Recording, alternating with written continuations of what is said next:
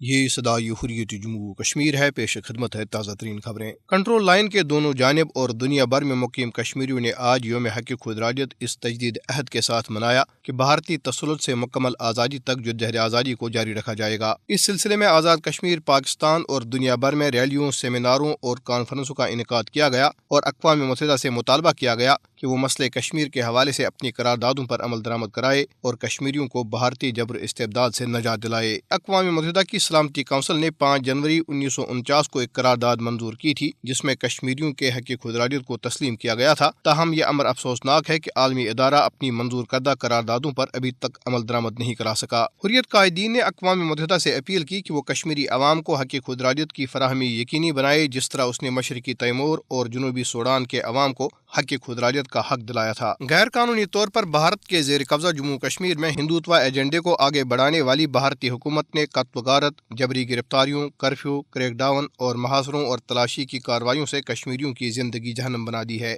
زندگی کے مختلف شعبوں سے تعلق رکھنے والے افراد کے انٹرویوز اور بیانات پر مبنی کشمیر میڈیا سروس کی مرتب کردہ ایک تجزیاتی رپورٹ میں کہا گیا ہے کہ مقبوضہ جموں کشمیر کو 5 اگست 2019 سے 80 لاکھ باشندوں کے لیے ایک کھلی جیل میں تبدیل کر دیا گیا ہے۔ ان کا کہنا ہے کہ مقبوضہ علاقے میں سانحات اور صدموں کی لازوال کہانیاں سامنے آ رہی ہیں کیونکہ نریندر مودی مقبوضہ جموں کشمیر میں ہندوتوا ایجنڈا نافذ کرنے کے لیے تمام کشمیری مسلمانوں کو قتل کرنا چاہتا ہے۔ خبریں ختم ہوئی۔ بھارت اپنے غیر قانونی زیر تسلط جموں کشمیر میں بین الاقوامی قوانین اور اقوام متحدہ کے چارٹر کو یکسر نظر انداز کرتے ہوئے انسانیت سوز مظالم ڈھا رہا ہے۔ غاصب فوج کی 10 لاکھ سے زائد کی تعیناتی نے جنت ارض کشمیر کو ایک بڑے جیل کی صورت دے دی ہے جہاں 80 لاکھ کشمیری بندوقوں کے سائے میں زندگی گزارنے پر مجبور ہیں۔ اس حوالے سے چودھری شاہین اقبال، چیئرمین گجر پہاڑی ڈیموکریٹک فورم کہتے ہیں: 5 جنوری 1949 کو اقوام متحدہ کی قرارداد ریاست جموں کشمیر کو حق کے خودارادیت کی بنیاد پر رائے شماری کے ذریعے مسئلہ کشمیر کو مستقل اور پائیدار بنیادوں پر حل کرنے کے لیے آئینی اور قانونی